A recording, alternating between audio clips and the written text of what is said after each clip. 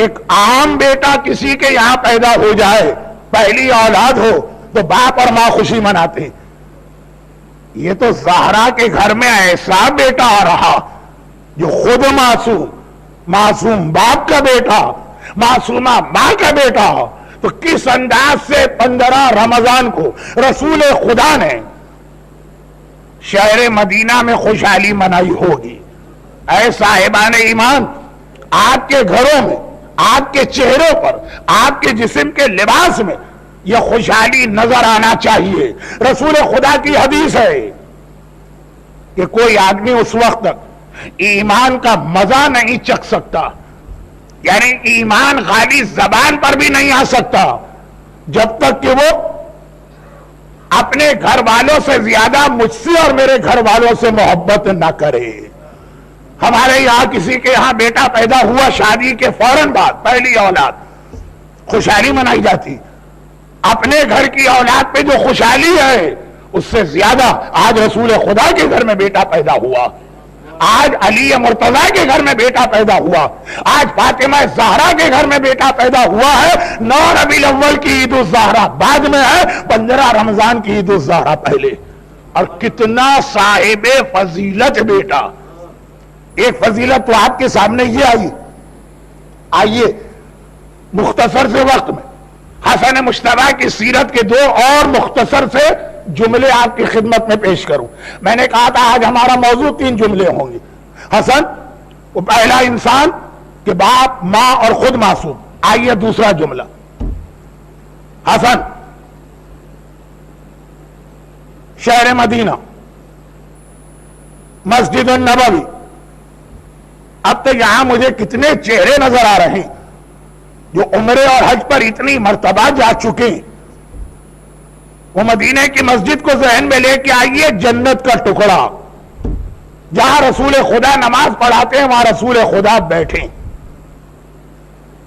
اور اس وقت گود میں خالی حسن ہیں، حسین نہیں. نارملی رسول خدا کی گود میں دونوں نواسے ہوتے ہیں.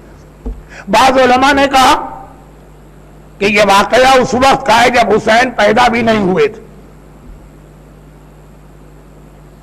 حسن اور حسین میں کیا 11 مہینے کا تو فاصلہ.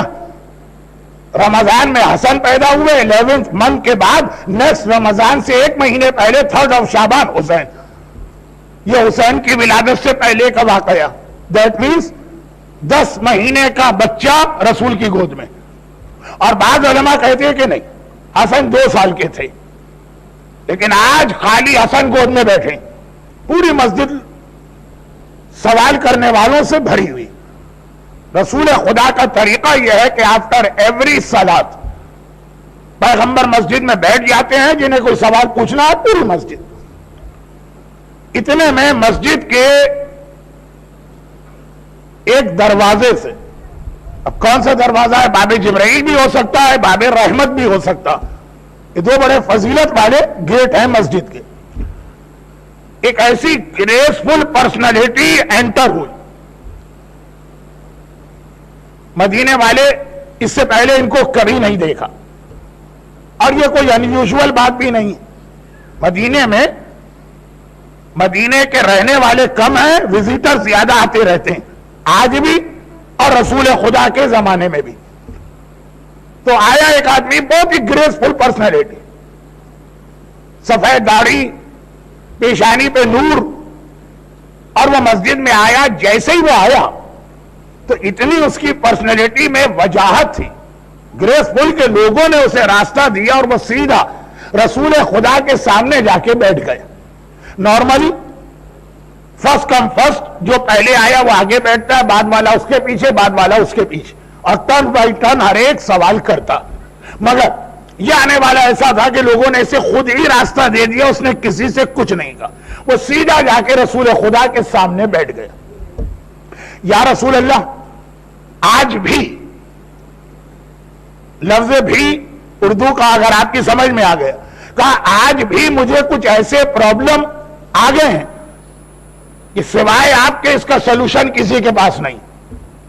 یہ بھی کا مطلب یہ ہے کہ اس سے پہلے بھی آتا رہتا تھا. کہا کہ آج بھی یہ کچھ سوال ہیں، میں آپ کے پاس لے کے آیا ہوں.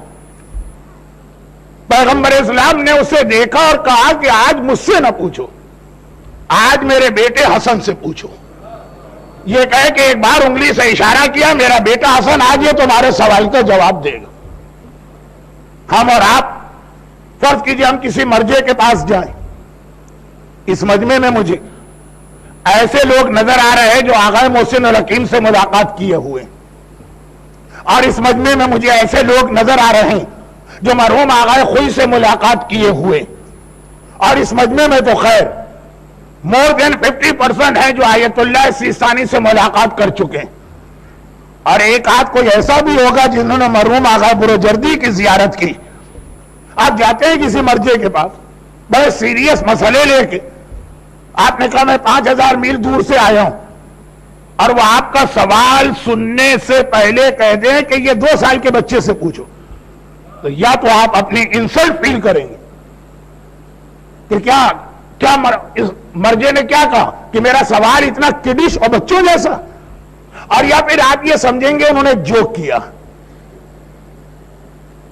80 साल का सफेद दाढ़ी वाला एक बुजुर्ग पैगंबर से कह रहा है कि सवाल करना है, पैगंबर सवाल का जवाब नहीं दे रहे। अच्छा नहीं दे, कह दे कि आज चले जाओ किसी और दिन आना, वो भी सही है। कहा आज मेरे इस बच्चे से पूछ लो। अगर ये उस वक्त का वाकया है जब हसन 10 महीने के हैं तो और इंसल्ट फील होगी, लेकिन 2 साल के भी हो आने वाला, ना उसने बुरा माना, ना उसके चेहरे पे गुस्सा आया, ना उसके फेस से ऐसा लगा कि जैसे उसे वो हर्ट हुआ हो, नहीं, इतना ही सीरियस जैसा रसूल खुदा के पास था वो हसन की जाने मुड़ा। उसने अपना डायरेक्शन चेंज किया, हसन को देखा और कहा कि मौला मेरे इस सवाल का जवाब दीजिए। 4-5 मसले पूछे, 2 साल के हसन मुश्तबा ने उसके सारे मसलों का जवाब दिया। अब पूरा मजमा नहीं सुन रहा है, पुराने जमाने में लाउड स्पीकर भी नहीं थे, और आने वाले ने वैसे ही अपनी आवाज को बहुत ही लो रखा था। खड़ा हो गया वो, सलाम करके चलने लगा। रसूल खुदा ने रोका और कहा कि तुम मेरे बेटे से तुमने सवाल पूछे, तुम्हें जवाब मिला, सेटिस्फाई हुए कि नहीं? बड़ा अजीब जवाब दिया इस आदमी ने। कहा कि या रसूल अल्लाह, मैं इतना ही सेटिस्फाई हुआ जितना आपसे मसला पूछ के सेटिस्फाई होता हूं, जितना आपसे सेटिस्फाई होता हूं उतना ही इससे मैं मुतमईन हुआ। यह कह के बाहर निकला। पैगंबर ने कहा पूरे क्राउड से, तुम्हें पता है ये कौन है? ये खिज़र नबी हैं जो रेगुलर आकर मुझसे मसले पूछते हैं। आज मेरे बेटे हसन से मसला पूछ के गए। जरा देखिए कुरान सूरा नंबर 18 सूरा कहफ कह रहा कि हमने मूसा से कहा कि खिज़र के शागिर्द बनो। मूसा 5 उलुल अज़्म अंबिया में से एक, तौरात उन पर नाजिल हुई है, पूरी शरीयत को लेके आए हैं, मगर उन्हें खिज़र का शागिर्द बनाया गया और खिज़र को हसन मुश्तबा का शागिर्द बनाया गया। और अजीब जवाब खिज़र दे के जा रहे हैं कि इतना ही सेटिस्फाई होके जा रहा हूं, यानी हसन मुश्तबा का इल्म वो है जो रसूल खुदा के इल्म से इतना मैच करता है। अब यहां पे एक छोटा सा जुमला कल की मजलिस के लिए, वो आज उसकी डिटेल में नहीं जा रहा हूं। ये हसन मुश्तबा का इल्म है ना। अब सुनी, फिर मुझे बताइए कि वो वाकया, वो स्टोरी या वाकया जो आप सुनते हैं उसकी रीजनिंग क्या है, इस पर हम कल बात करेंगे। आज टाइम ज्यादा नहीं है, आज मुझे ज्यादा इमाम हसन के फजाइल पढ़ना है। इल्म इतना कि रसूल खुदा के इल्म से मैच कर रहा, और आम आदमी नहीं कह रहा, मूसा नबी का उस्ताद खिज़र नबी ये जुमला कह रहा। फिर बताइए, मुझे एक रिवायत आप बहुत सुनते हैं कि रोजाना हसन मस्जिद में नाना की स्पीच सुनते हैं, और जब दोपहर को वापस घर आते हैं, फातिमा कहती है बेटा हसन आज नाना की स्पीच सुनी थी? कहा कि अम्मा मैंने पूरी स्पीच सुनी। कहा ये स्पीच मुझे सुनाओ। बाकायदा रोजाना, डेली एक आध मर्तबा नहीं, रोजाना फातिमा हसन को अपने सामने बिठाती और ये पूछती हैं कि आज तुम्हारे नाना ने मस्जिद में क्या कहा। जिस हसन की नॉलेज इतनी ज्यादा हो कि रसूल खुदा की नॉलेज के करीब पहुंच रही हो, उस हसन को रोजाना फातिमा मस्जिद भेजे कि नाना की स्पीच सुनो। اور واپس آنے کے بعد رپورٹ لیں کہ یہ سناؤ کہ نانا نے کیا کہا. اور آپ کو معلوم ہے واقعہ تو کل میں شاید پڑھوں، شاید اب نہیں پڑھوں گا، صرف اس کے ریزننگ پہ غور کریں گے، لیکن آخری جملے یہی ہے نا کہ روزانہ رات کو پھر فاطمہ علی کو بتاتی، آیا ابوالحسن آج تو میرے حسن نے اس طرح سے میرے بابا کی اسپیچ کو ریپیٹ کیا کہ بالکل یہ لگ رہا تھا کہ میرا بابا بول رہا. یہ جملے ہسٹری میں 2 دفعہ آئے، یہ جملے ہسٹری میں 2 دفعہ آئے ہیں. سنیے، پہلی بار فاطمہ نے کہا میرا حسن 3 سال کا ہے، 4 سال کا ہے، مگر اس طرح سے پوری اسپیچ اول سے آخر تک دہرا رہا تھا جیسے خود میرا بابا بات کر رہا ہو. سیکنڈ ٹائم یہ جملہ آپ نے کب سنا؟ جب بازار کوفہ میں زینب کبریٰ نے تقریر کی تھی. مجمع نے ایک بار پکار کے کہا ارے یہ تو لگ رہا ہے کہ زینب تقریر نہیں کر رہی، علی تقریر کر رہے ہیں. مگر زینب کی ایج اس وقت 55، حسن کی ایج 5 سال سے بھی کم. اور اس انداز سے ایک جملہ آپ بہت سنتے ہیں کہ علی اکبر شبیہ رسول خدا، ایک جملہ آپ بہت سنتے ہیں کہ عباس علمدار شبیہ مولائے کائنات، مگر ایک جملہ یہ بھی سنیے کہ حسن کی آواز اور حسن کا لہجہ بالکل ایسا جیسے رسول خدا کی آواز اور رسول خدا کا لہجہ، اور شاید چہرہ بھی رسول خدا جیسا ہو. کیونکہ ایک حدیث ہمارے پاس یہ بھی ہے کہ سر سے لے کے ناف تک حسن رسول خدا کی شبیہ ہیں اور باقی جو نیچے کا جسم ہے حسین رسول خدا کی شبیہ. لیکن اب یہ فزیکل اپیئرنس کی بات ہے کہ اس کا کوئی اور میسج، وہ انشاءاللہ ہم بات کی اسپیچ میں کہیں گے. کیونکہ یہ جو جملہ میں نے آج کہا، اب یہ آدھا مجمع کل تو نہیں آئے گا، یہ تو خوشحالی کی وجہ سے آئے. میں اتنا بے وقوف نہیں ہوں کہ میں خوش ہو جاؤں کہ مجھے سننے لوگ آئیں. آج حسن مجتبیٰ کا نام لوگوں کو گھر سے نکال کے لایا. تو انشاءاللہ جب وہ مجمع آئے گا جو مجھے سننا چاہتا، تو ایک اسپیچ یہ بھی ہوگی کہ آج کل اینٹی مرجعیت موومنٹ بہت زیادہ چل رہا، اور اس کے اندر 2-3 بہت اہم میسج امام حسن کی ذات میں، جن میں ایک جملہ یہ بھی کہ رسول خدا کی باڈی کا اپر ہاف حسن مجتبیٰ نے لیا اور لوئر ہاف جو تھا وہ حسین کا تھا. اس کی ڈیٹیل آئے گی مرجعیت کی تقریر میں، لیکن حسن کی آواز، حسن کا اسٹائل. لیکن سوال یہ ہے جس کی نالج خود رسول خدا کی نالج کے قریب قریب ہو، اور خضر جیسے نبی نے یہ گواہی دی. روزانہ بھئی بچے بعض اوقات بڑوں کی کاپی کرتے ہیں تو ان کے باپ ان کی ماں 1 دن 2 دن ان کی باتیں سنتے ہیں، ختم. روزانہ اور اس طرح سے ریپیٹ کرتی ہے کہ ایک دن مولا نے کہا کہ رسول کی بیٹی میرا دل چاہتا ہے کہ میں بھی اپنے بیٹے حسن کی اسپیچ کو سنوں. عجیب جواب دیا فاطمہ نے، کہا اے ابوالحسن میرا بیٹا حسن آپ کے سامنے نہیں بول پائے گا. کہا تو اچھا ایسا کرے کرٹن ڈال دیتے ہیں، کرٹن کے پیچھے میں بیٹھوں گا، حسن سامنے ہوں گے. یہ بہت فیمس اسٹوری ہے، اس کے 2 میسج ہیں. ایک تو آج ہی دے رہا ہوں، ایک کے لیے میں نے کہا کہ کل یا پرسوں کسی دن آئے گا. اور پھر آپ میں سے ہر ایک کو معلوم ہے، اور بہت توجہ سے یہ جملے میرے سنیے گا، گرچہ اسٹوری آپ کو یاد ہے. حسن آج اسپیچ شروع کی، آج نہیں بولا جا رہا، زبان لڑکھڑا رہی. حسن جیسا خطیب. فاطمہ نے کہا بیٹا کیا بات ہے کہ طبیعت خراب ہے، آج مسجد سے آئے نانا کی اسپیچ؟ کہا نہیں مادر گرامی، ایسا لگ رہا کہ میرا بابا کہیں پہ بیٹھا ہوا ہے جو میری آواز کو سن رہا ہے، باپ کے سامنے مجھ سے بولا نہیں جا رہا. اب اس کے اندر باقی میسج اپنی جگہ، باپ کی عزت اور باپ کے احترام کا کتنا بڑا میسج آ گیا. حسن اور علی ایک ہی نور کے 2 ٹکڑے، دونوں میں کوئی فرق نہیں ہے، مگر پھر بھی اللہ نے چونکہ رشتہ باپ اور بیٹے کا بنایا تو بیٹے سے باپ کے سامنے دین کے ٹاپک پہ بھی نہیں بولا جا رہا.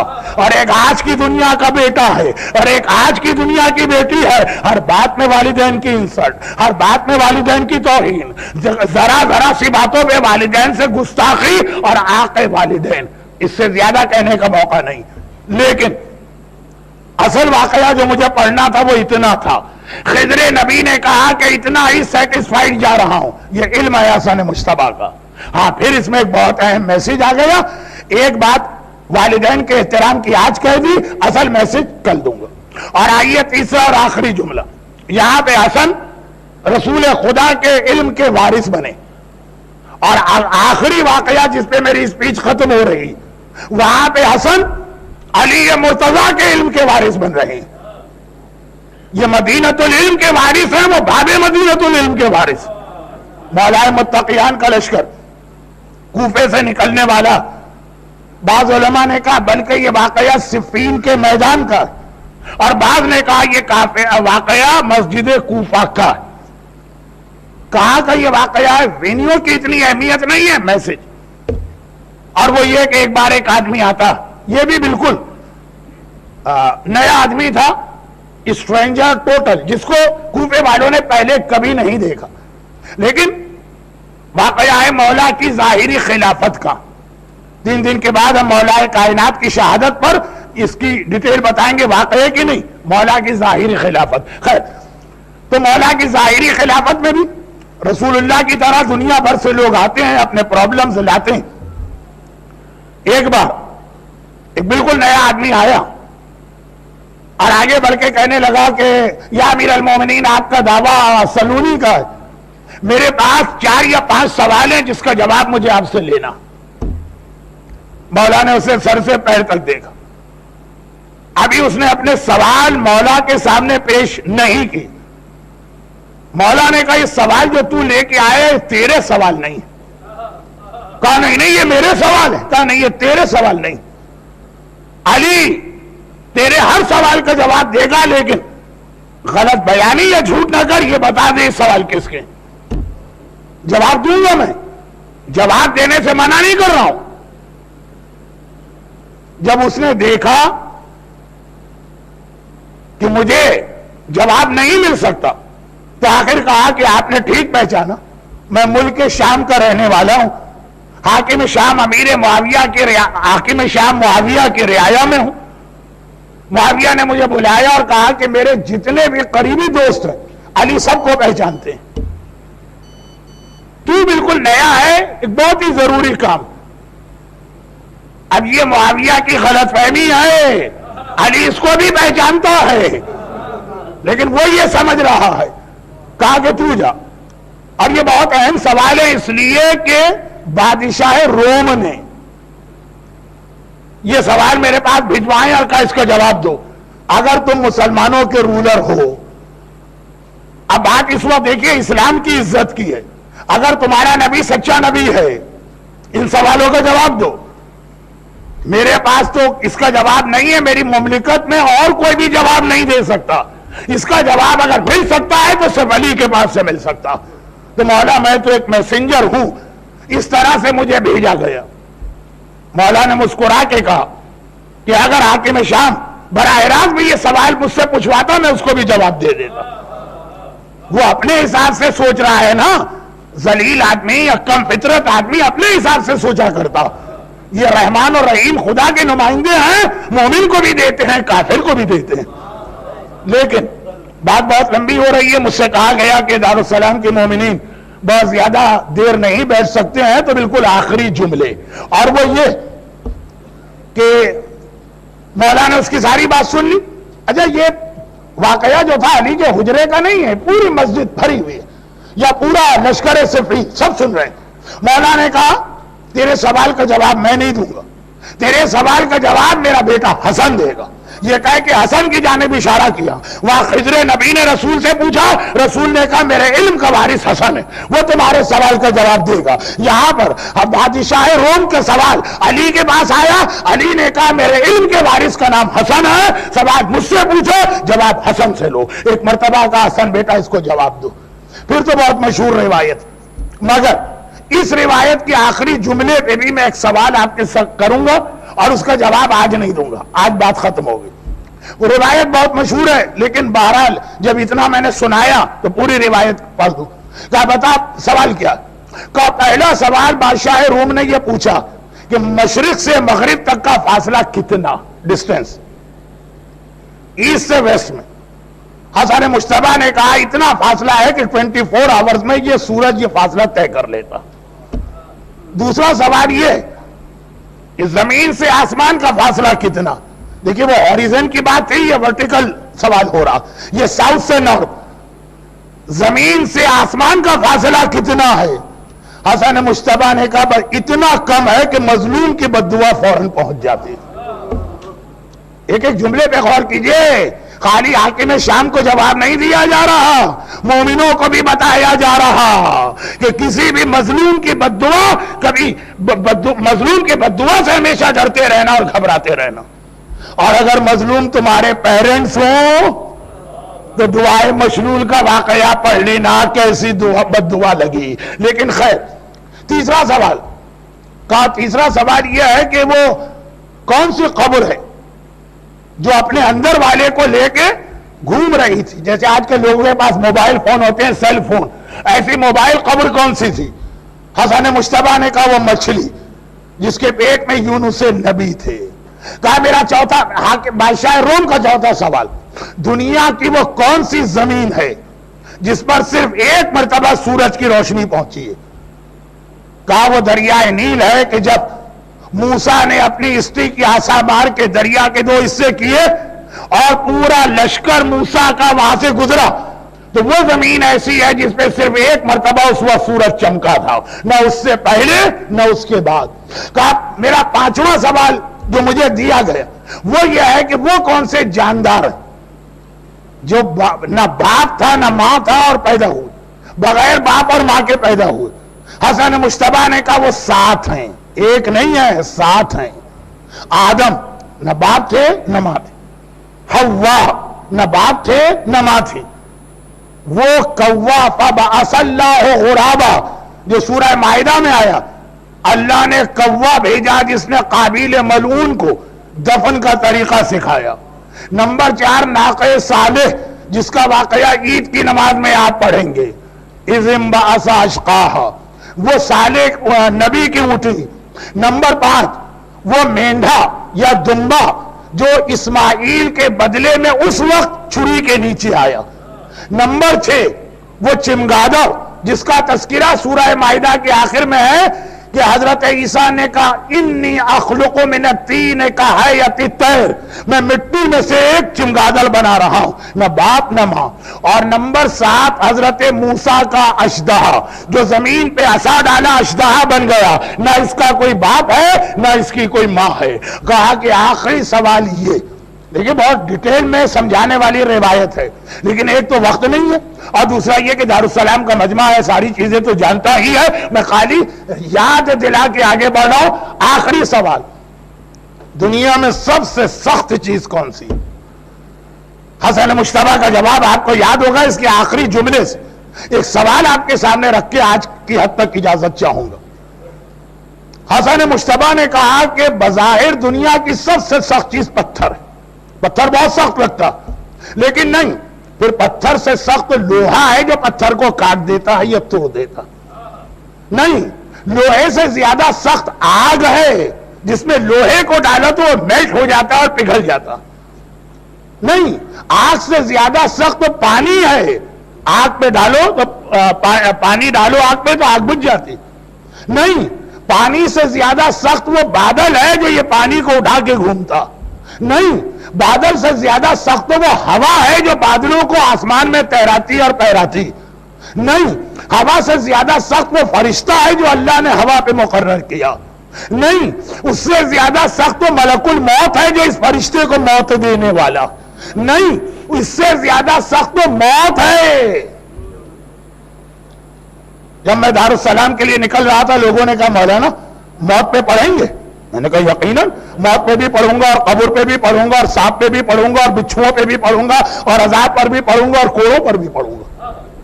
لیکن آج کے مجمع کے سامنے نہیں. ایک تو آج کی رات حسن کا نام لو تو جہنم کی آگ ٹھنڈی ہو جاتی ہے, حسن کا نام لو تو قبر کا عذاب دور ہو جاتا. آج کیسے پڑھا جائے یہ ساری باتیں. لیکن موت, حسن مشتبہ کہہ رہے یہ ملک الموت سے زیادہ سخت ہے کیونکہ یہ ملک الموت کو بھی آئے گی. ایک دن ملک الموت بھی مرنے والا ہے, مگر اس سے بھی زیادہ سخت آخری چیز امر خدا ہے جو موت کو بھی ٹال دیتا ہے. سورہ یاسین کی آخری آیت میں جو آپ امر خدا کی بات کرتے ہیں، سیکنڈ لاسٹ آیت امر خدا ہے، امر جو موت کو بھی ٹال دیتا ہے. تجھے تیرے سوالوں کے جواب مل گئے.